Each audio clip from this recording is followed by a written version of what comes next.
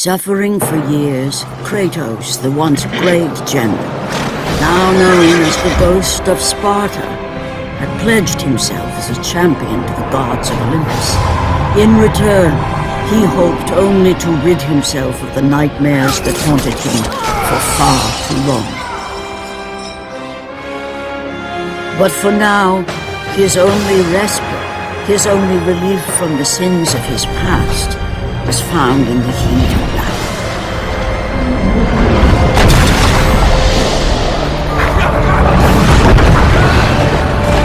And on this day, Kratos had been called upon by the gods to confront an unthinkable evil, unleashed on the city of Attica by the invading Persian army.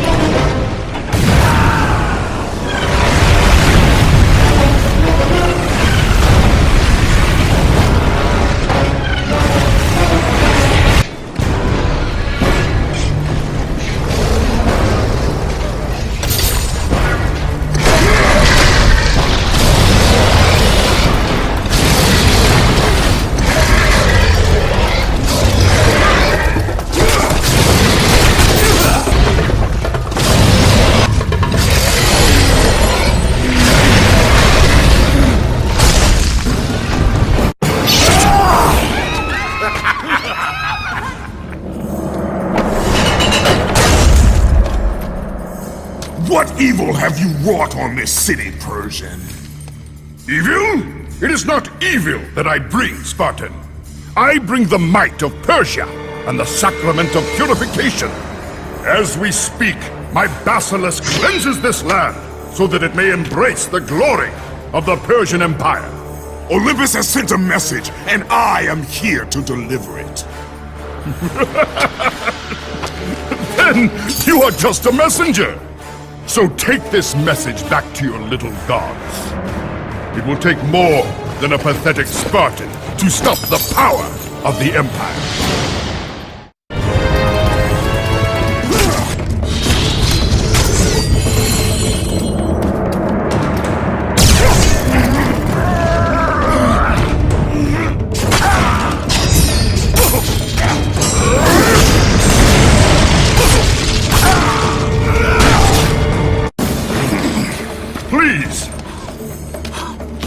Please, spare my life, and I will give you all that you ask.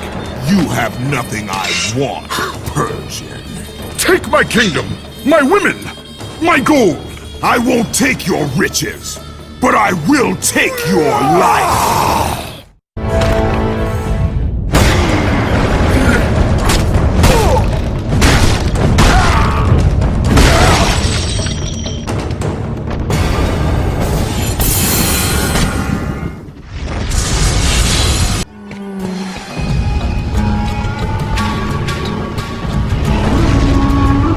Is there anything we can do to repay you?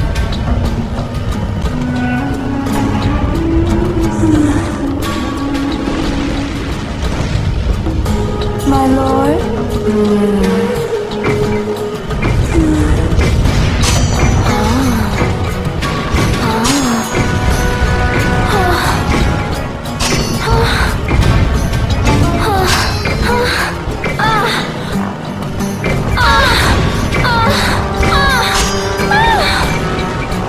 Thank you, my lord.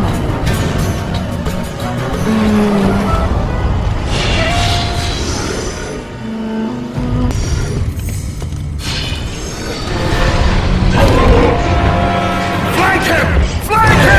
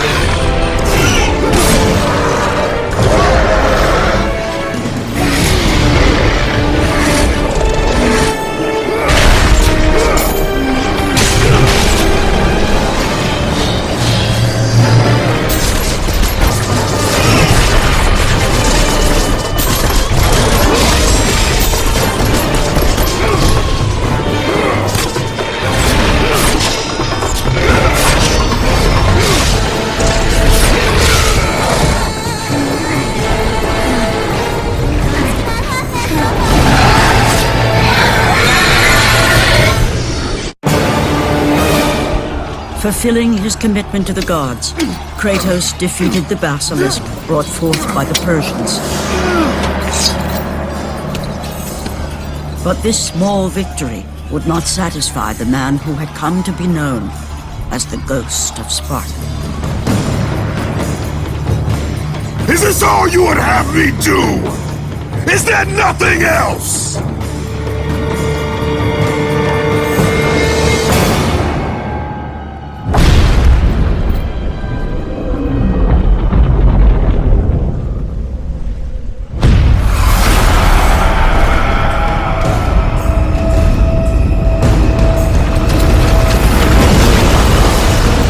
Seeing the sun plummet through the sky and the world plunge into darkness, Kratos knew this was not a sign from the gods.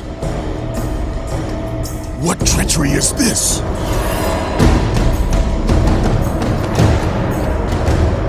Setting his sights on the glowing horizon, Kratos made his way toward the mysterious light.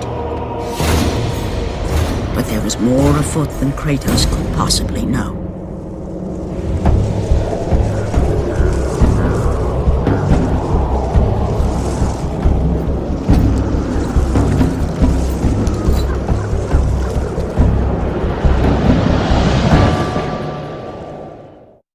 In the darkness, Morpheus, the god of dreams, awakened to a world where he and only he wielded power.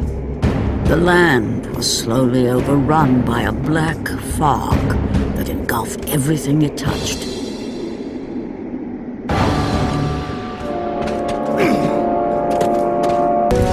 The fog is alive!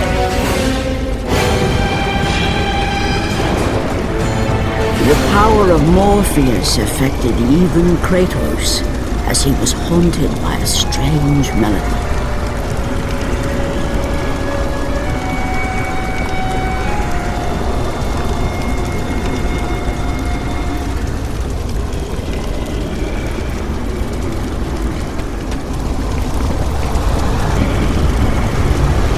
Stay out of the fog!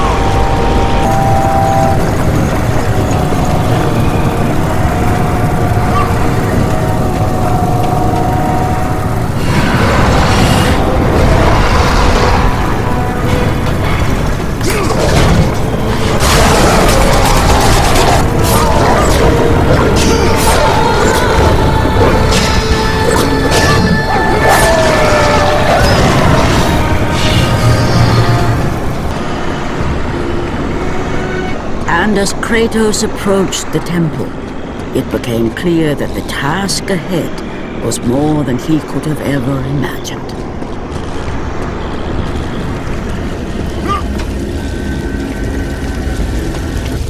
Once again, the strange, lingering melody could be heard through the black fog of Morpheus, haunting Kratos.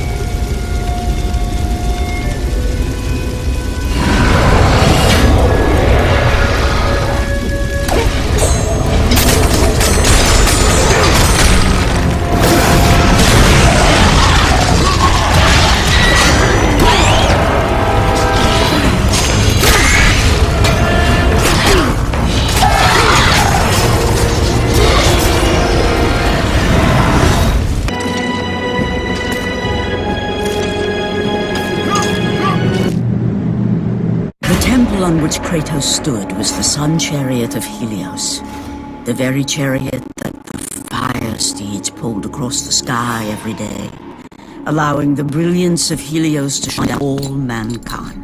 Kratos. Athena! What madness has befallen us? Kratos, there is not much time. Olympus needs you. I grow tired of the gods' requests, Athena. I have given enough. Now take these nightmares from my head! It is not for you to say when your servitude ends. You will earn your freedom in time.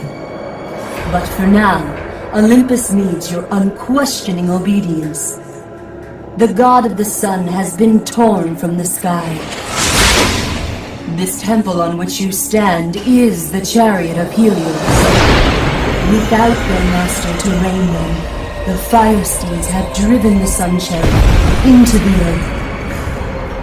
And without Helios, there is no one to keep Morpheus from seizing permanent power. Many of the gods have fallen to a deep slumber.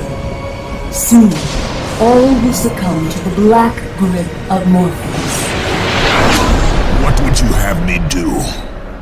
You must find Helios and return him to the sky, lest the world of gods and man be lost forever. Only his light can release the grasp of Morpheus. Athena! Athena!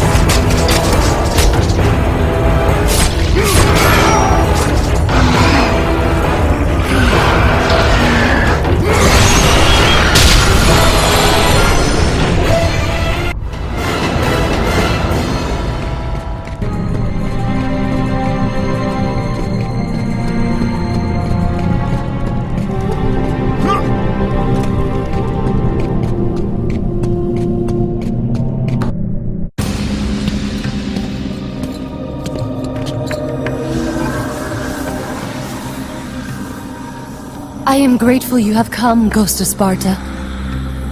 The Titan Atlas has been freed from the pits of Tartarus, and has taken my brother Helios from his rightful place in the sky. What does Atlas want with the Sun God? Helios holds within him the power of the sun, a power so great it can destroy the world. It cannot be trusted in the hands of a Titan. Please, take the sun shield from his throne, walk through the gates of Olympus, and you will find me. Hurry, Kratos. Even now, my brother suffers at the hand of Atlas.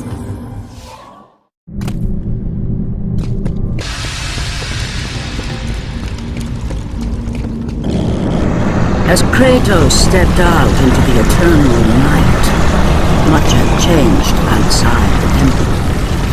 Morpheus grew ever stronger as his harbingers of darkness continued their relentless march.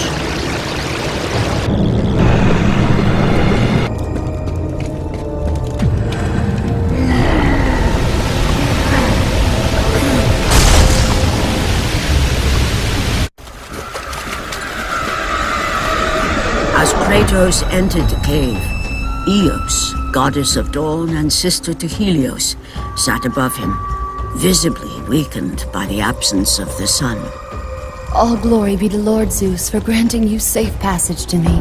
The king of the gods does not aid me, Eos. I am but a slave to Zeus and Olympus. Save my brother Kratos, and he will convince Zeus to release you and rid you of the horrors of your past. I give you my word. The gods have broken their word to me many times. Forgive me if I find it hard to believe your promises. Be that as it may, Kratos. The primordial fire is almost out. Without Helios, the life-giving light of the world cannot be sustained. If you do not find him, only darkness and death awaits all of us.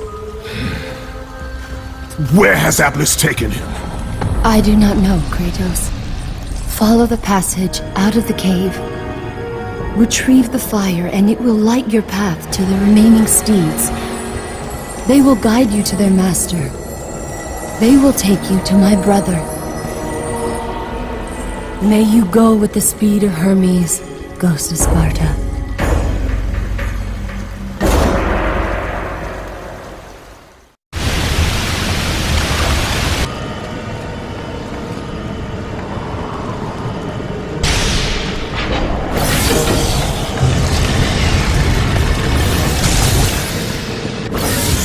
And again, the melody returned, and it almost seemed familiar.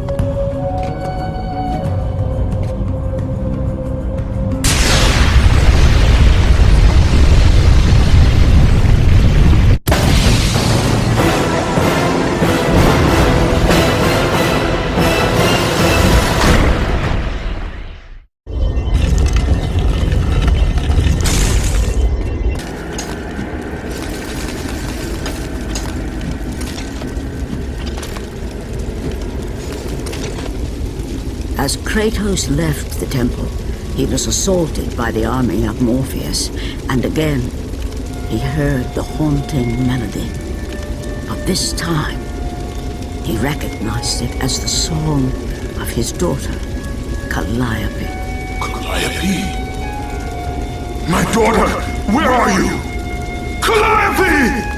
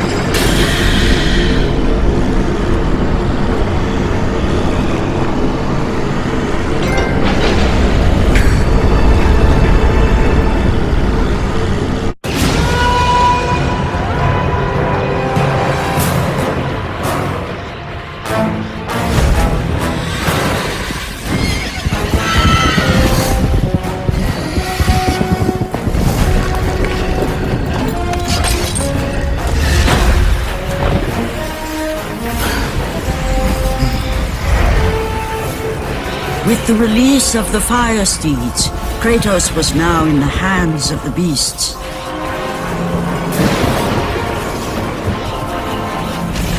And where they would take him, he did not know.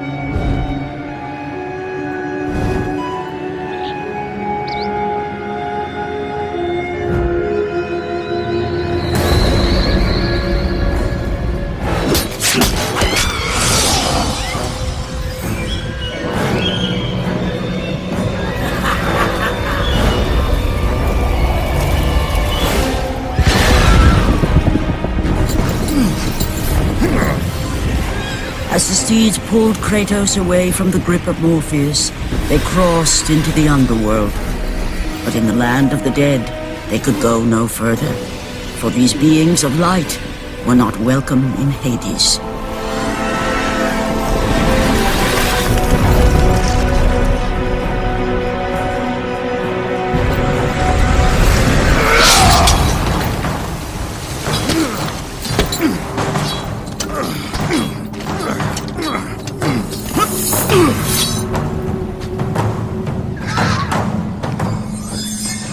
Kratos found himself on the very edge of Hades, the land where no mortal had set foot. Here, where the souls of the dead walk their fated path, Kratos knew that for him, this was merely the beginning.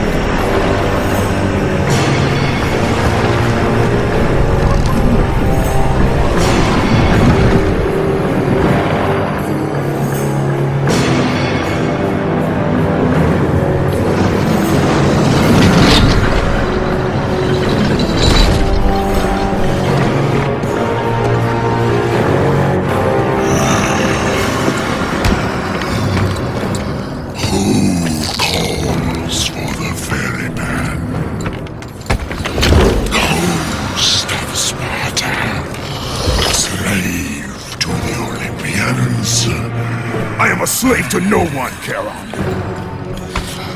We share a common fate, Kratos. The gods will release neither of us from our torture. Be gone. It is not yet your time, mortal.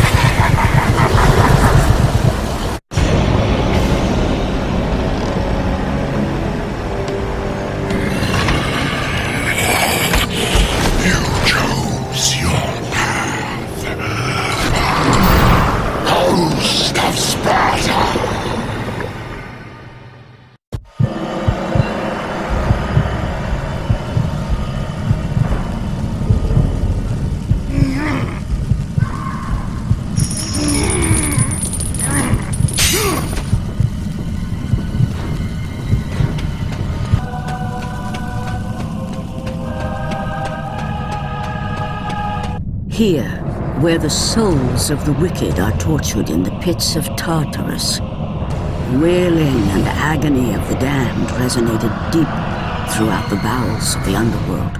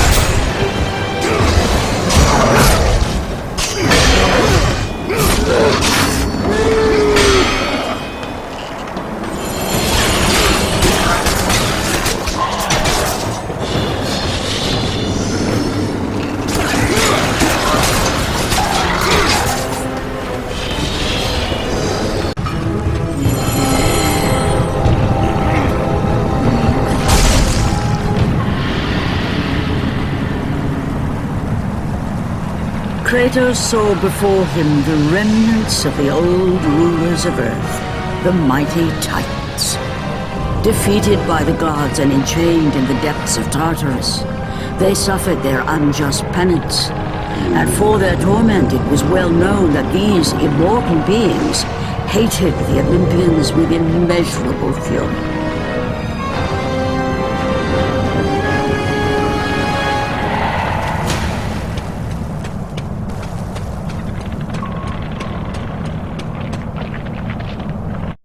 By the hands of Zeus, the Titans had been bound and shackled in their torment for 1,000 years, with no hope of escape.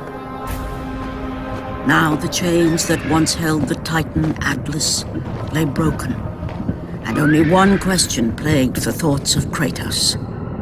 Who would release such evil?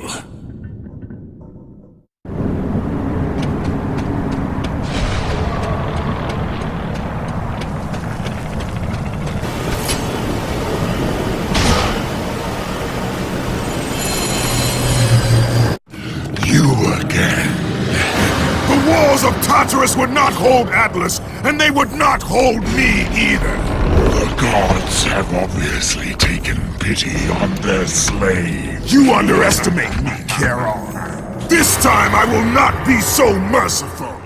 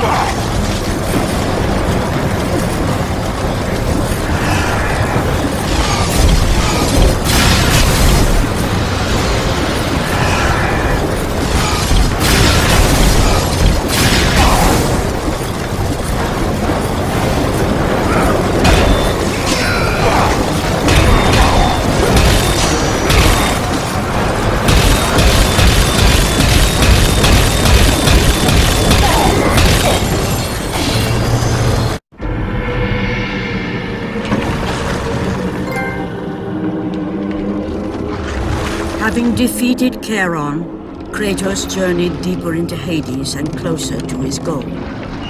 For in the distance, the bright light of Helios illuminated all of the underworld.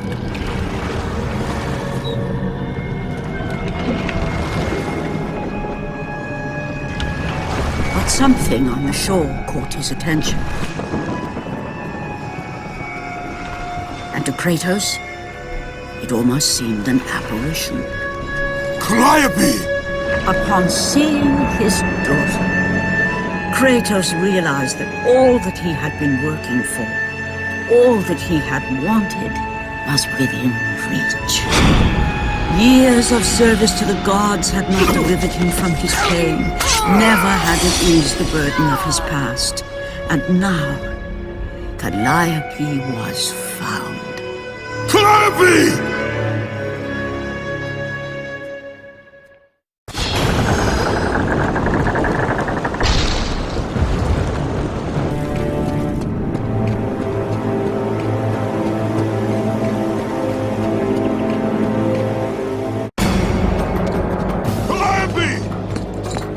Calliope, where are you? Kratos looked, but his daughter was nowhere to be seen. In the middle of the room sat a graceful figure, a figure he recognized all too well. Persephone, wife of Hades, and queen of the undead. Where is my daughter, witch? Choose your words carefully, Ghost of Sparta. You address the goddess of the underworld. Your daughter is well. She lives among the pure souls in the Elysian fields. Lead me to her! Have you forgotten, Kratos? The Olympians need you. They slumber at the hand of Morpheus. I have faithfully served the gods, yet they do not give me what I ask. I grow weary of their demands. The gods on Olympus failed me too, Kratos. I was betrayed by Zeus and tricked by my husband Hades. Now I am to stay in the underworld as queen of the dead, to serve the fallen and care for them as my own children. Persephone! I demand to see my daughter! As you wish. If Calliope is your true desire, I can help you. But be warned, Ghost of Sparta. The world of man will suffer because of your choice. I care little for the world and its suffering! Where is she? If you are to see your daughter again, you must become worthy of Elysium. Cast your weapons at the Forsaken Tree, and let it release the evils of your past. Only then will you be free of your sins, and be granted passage through the divine gates.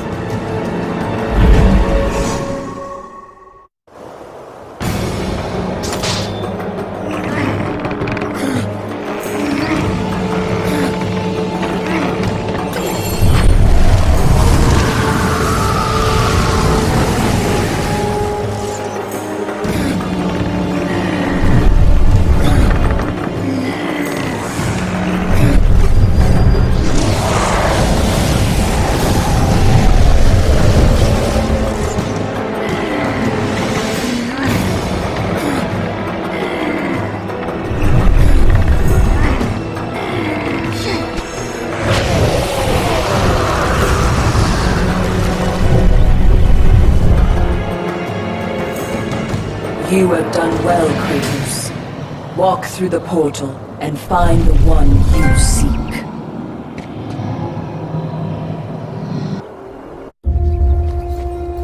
Calliope! Father? My child. Why did you go? I am here now, child. And I will not leave you again. I have watched over you pathetic mortals for 1,000 years, and it is always the same. Serving yourself before the needs of others has always been your flaw. But no matter. For now you serve my purpose. It is time for all that came before to end. The Titan will fulfill his role and finish what I have started. I released Atlas. You? As you were pathetically disarming yourself, Atlas completed the task I set him out to do. With the power of the sun in his hands, it is only a matter of time before he destroys the pillar that holds the world. And Olympus with it. But why? Do you think it was my choice to wed a man I did not love? Live a life I did not choose? I was betrayed by the very gods that once saw me as their own. But no more. Once the pillar is destroyed, the world will revert into chaos. And what is to become of you? I will have my peace and be free from this miserable existence. I will perish, but it is my choice. Father, what's happening? I'm scared. In your selfish choice to be with your daughter, you have caused her ruin. No. Elysium falls too, Kratos. She will perish. No! I will not let the gods take her from me again! Father! The choice was clear to him, yet impossible to make. To stay with his daughter meant the end of the world and the end of her. To stop Persephone and Atlas would mean forsaking his daughter forever. While his hatred and anger for the gods grew ever stronger, he knew there was but one thing to do.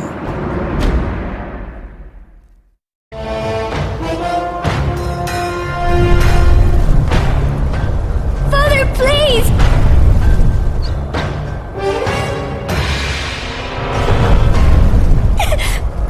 Please!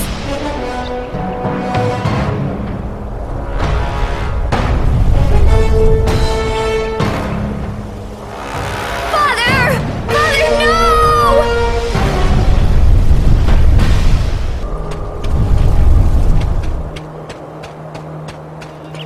Kratos soon realized that what he gained in humanity, he lost in power.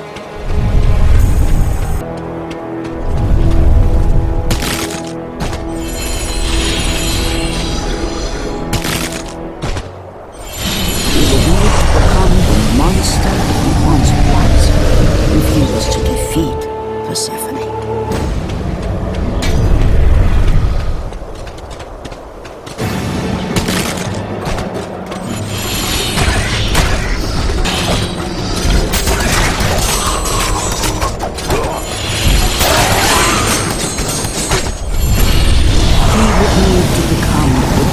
Of Sparta once again, if he was to save his child.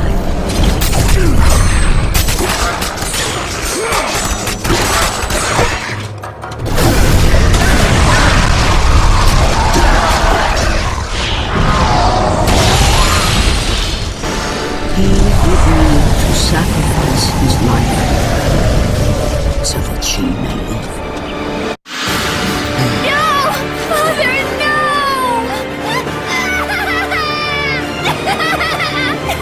At that moment, Kratos knew his destiny was not with Calliope. The fates were never that kind.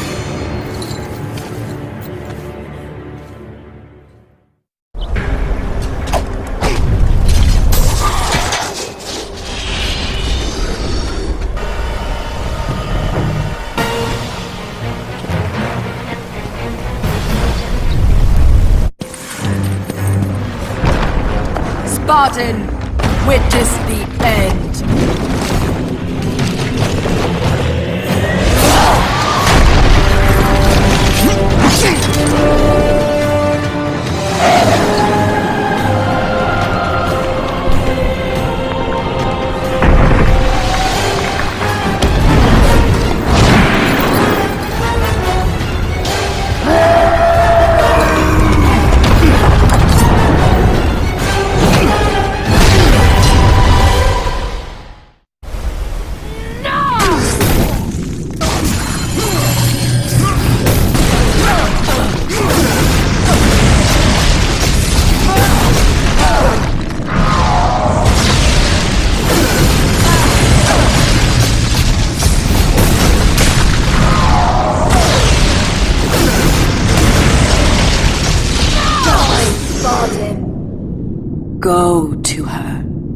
Be with her.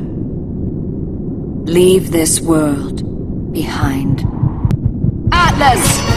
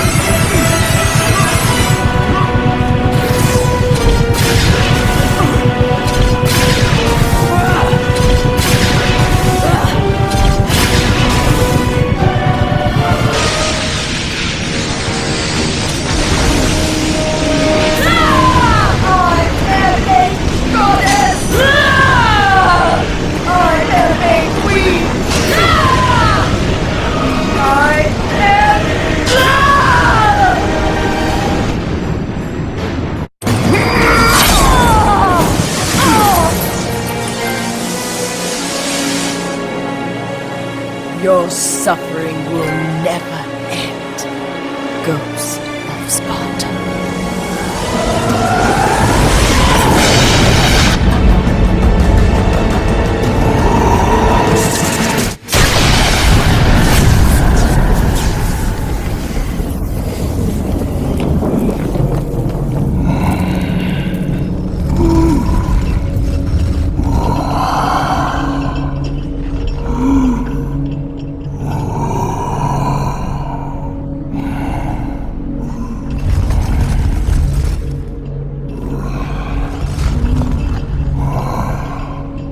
Perhaps you believe the Olympians will help you.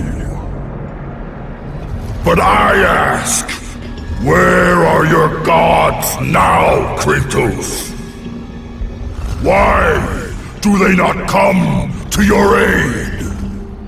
I do not need the aid of the gods! But my path is now clear to me. I will serve them! And they will keep their promise to free me from my past! I ask you, Spartan, what good is the promise of an Olympian? It is all I have, Atlas! We will meet again, Spartan. The fates have deemed it. One day, you will regret what you have done here. The mighty Atlas was left enchained, cursed to forever hold the world on his shoulders.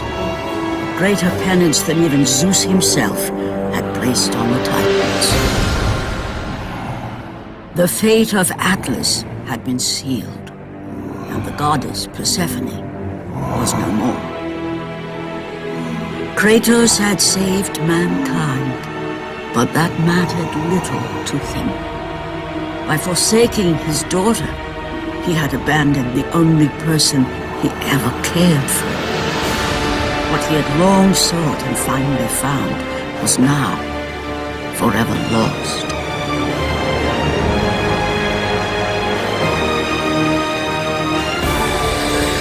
As the sun chariot rose higher in the sky, and the might of Helios shone once again on the world, Morpheus retreated to the shadows.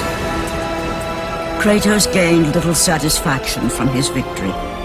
With years of servitude in front of him, he would need to confront his past and fight to reclaim the humanity he lost on the day his dark legend was born.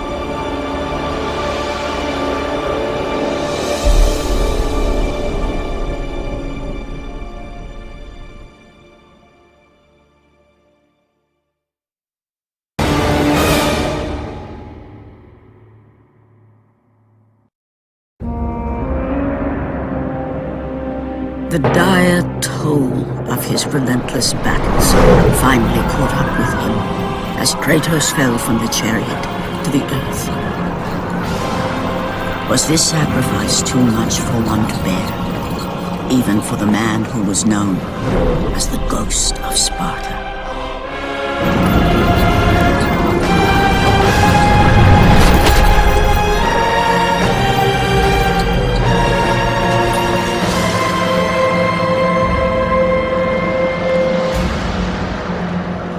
has again served us well, Athena. He is a remarkable mortal. He is weak. Shall we help him? He'll live. They must.